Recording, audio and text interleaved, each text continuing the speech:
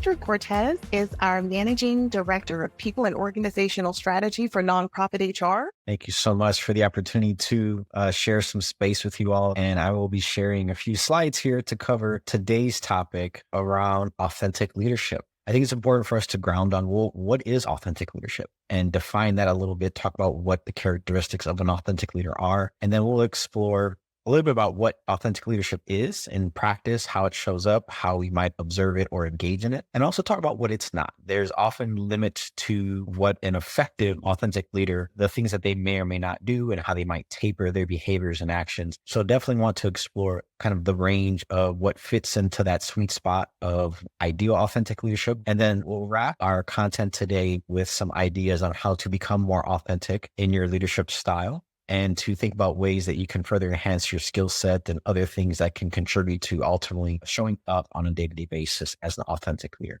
There's definitely a different definition of authentic leadership depending upon the specific source that you're referencing or asking. But for the most part, they do center around some very common topics and characteristics. And so according to HubSpot, authentic leadership is a management style in which leaders value sincerity and behave with integrity. And they do this through their genuine actions, and they're actually able to inspire loyalty and trust within their colleagues and staff by creating an environment that leads to higher job satisfaction. And so authentic leadership in a nutshell is really about folks showing up on a day-to-day basis in a way that is true to themselves, that allows them to lean into their authentic selves at work, and providing leadership and guidance to their team members and colleagues in a way that aligns with their normal personality. So they're not faking it, is another way to think about it. Calling to the stage, Alicia Shoshinsky, who is our Chief People and Culture Officer for Nonprofit HR. Thank you, Atokatha, and it's great to be here with all of you today. I'm excited to talk about the changing expectations for employees in terms of growth and development, and then also talking about how nonprofits can meet that, but also benefit from the strategy around that as well. So I want to start, and I want to take you back. Just think back in time to your first job when you were out of school. So for some of you, that wasn't that long ago. For others of us, that was quite a while ago. And I'm sharing with you, that's not me in the picture, but probably could have been because computers were about that big back in the day. And so my first job was a human resources assistant. I worked for a small government contractor. That was my first job out of college. I majored in business and I had a focus on human resources and really thought I might be interested in the human resources field. So I took this role to gain some experience and certainly to learn and grow. And so we know that learning and growth and development is important to most employees, but that has certainly evolved as our workplaces have evolved, our workforce has evolved. And so we're going to talk a little bit about that today. We also know that it's important for nonprofits. In order to achieve your mission, you really do need to recognize and have an intentional strategy around employee growth in order to retain and engage employees. But also, as I said, to achieve your mission, you really need to have an agile workforce. So I mentioned the workforce is changing, and we know that. And right now, these are the generations we have in the workforce, our baby boomers, our Gen X, millennials, Gen Z, which provides great diversity of thought. But also we know there are generalizations about different preferences for each group. We know that Gen Z and millennials currently make up more than half of our workforce, and that number just keeps growing. Another report shows it's projecting by 2030 that Gen Z will make up at least 30% of the workforce. So we focus a lot on what each of these groups is interested in. And one study showed that, for instance, 87% of millennials, job development was the most important thing to them. So growth and development is really a key thing with these generations. I know all value learning and continuous learning, but these generations have a specific interest in that. Next up, we have Denisha Martin, team leader and senior consultant for search for our Impact Search Advisors practice. Thank you so much for that warm welcome and introduction. What we're going to talk about today is job hopping or career building, a generational perspective. To set the stage, I want you to close your eyes for a moment and imagine that you are an HR professional who is tasked with filling XYZ role, one of the many vacancies in your organization. And you have a virtual digital stack of resumes to go through in your applicant tracking system of choice. And the first one you open shows 10 years in a current role and 7 years in the previous role and 11 years in the role before that. This is a seasoned professional who's been working for 3 decades. And the next resume that you open has the same amount of tenure, just about, maybe within 5 or 10 years, but that tenure is spread out over a dozen, maybe even a dozen and a half different opportunities. And I want you to think about in your mind which of those profiles is more valuable to your organization. Now open your eyes. So again, I just want you to hold that hypothetical scenario in your mind because this is a shifting landscape, as my colleague Alicia just recently pointed out, when it comes to a generational perspective of the workforce and the diversity therein, and what those implications are depending on the role in which you sit as a candidate, as a hiring manager, as an HR professional. So you can see here that baby boomers who in this year of 2024 make up about 25% of the workforce, with then Gen X and millennials making up right over 30% of the workforce. And then you have Generation Z, who at this time are in their young to mid 20s in the workforce, making up about 7%. And so this chart will show you that for baby boomers, on average, they are spending about 8 years with an employer. Generation X is spending an average of 5. Millennials, an average of 3. And our beloved Gen Z, an average of 1.5. Completely different tenure profile, if you will. And it is very interesting to see the downward trajectory that can be attributed to numerous things.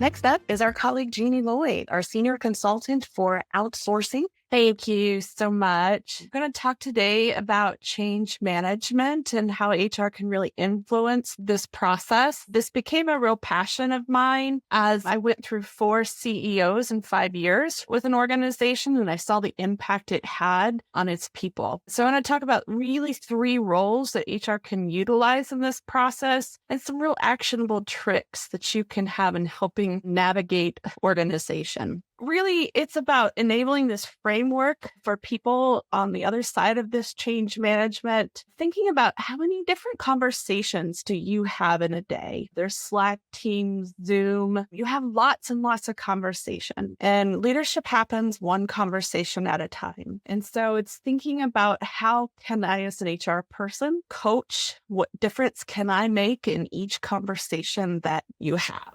There's some things happening.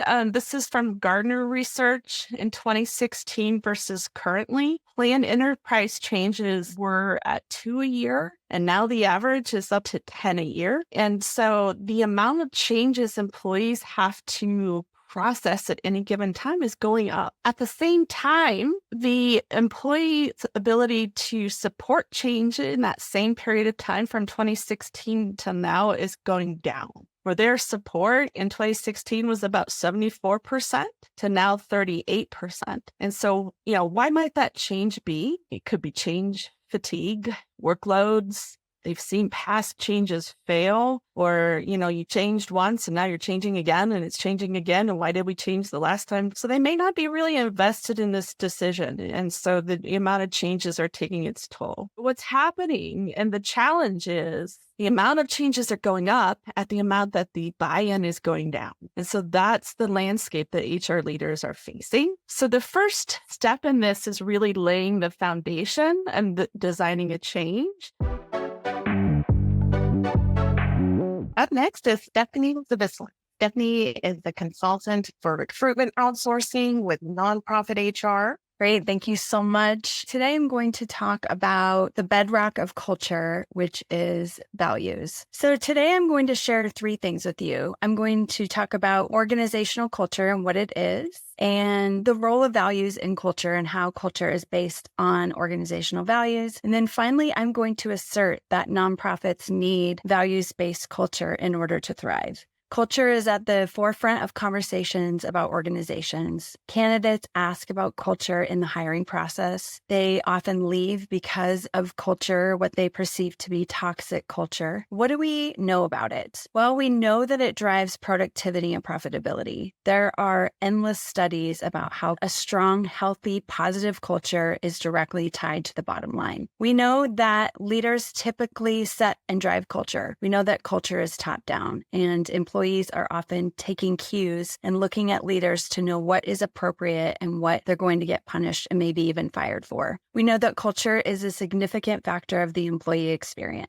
It's a lot of times make or break if an employee stays at an organization. It's because of the culture. And we know what it is. And we know that it's not a ping pong table or foosball table in the break room and free lunches every now and then. Culture goes a lot deeper than that. Culture is the collective result of how people think and behave. It's the unwritten rule book of how we do things around here. I've heard it said that culture is how employees feel on Sunday night about going to work on Monday morning. So notice these definitions, they focus on behavior. Our behavior comes from our values. You hear organizations, not just nonprofits, but most organizations talk about the 3 pillars of mission, vision, and values.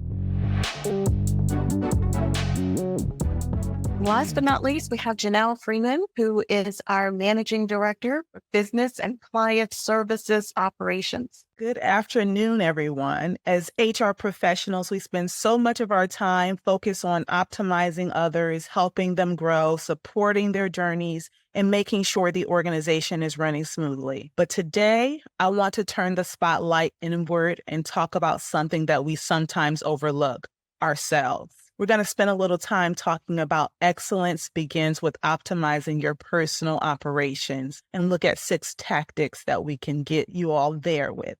Now, I'm sure many of you, like me, have had days where you're so caught up in helping others that you forget to take time for your own needs. We've all been there, right? But here's the thing. True excellence starts with us. It starts with how we manage our own lives, our own time, and our own energy. So let's dive into how we can optimize our personal operations, because if we're not at our best, how can we expect to bring out the best in others? Think about this for a moment. We're the ones who champion change, who advocate for development and growth within our organizations. But how often do we apply that same level of commitment to ourselves?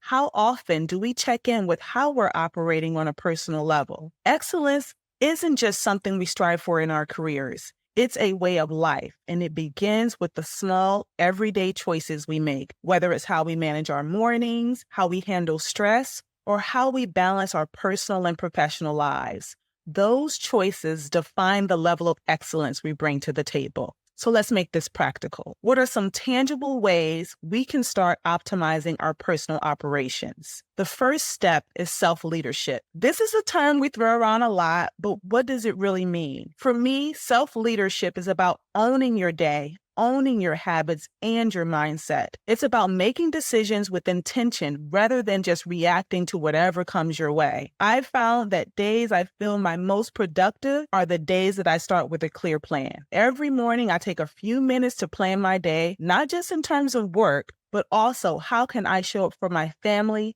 and for myself? What are the 3 things I absolutely need to get done today? And more importantly, how do those things align with my personal values? And you want to know what the answer to those questions are? It starts with prioritizing you.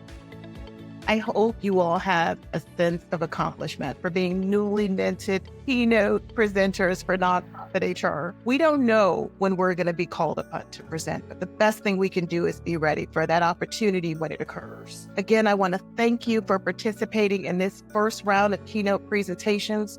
You did it.